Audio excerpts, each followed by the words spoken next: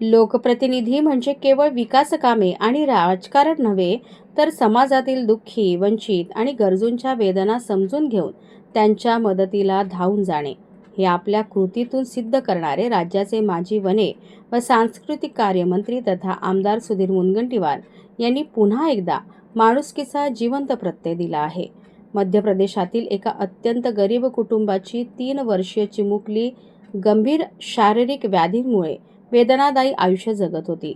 आर्थिक अडचणींमुळे तिच्या उपचाराची आशाच मावळत असताना आमदार सुधीर मुनगंटीवार यांच्या वेळेवर मिळालेल्या सहकार्यामुळे नागपूर येथील एम्स रुग्णालयात तिच्यावर यशस्वी शस्त्रक्रिया झाली.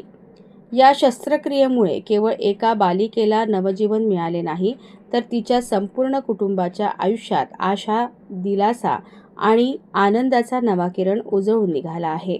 शस्त्रक्रिया यशस्वी झाल्यानंतर राजमन द्विवेदी आणि त्यांचे पुत्र विपिन द्विवेदी यांनी आमदार सुधीर मुनगंटीवार यांचे मनपूर्वक आभार मानले.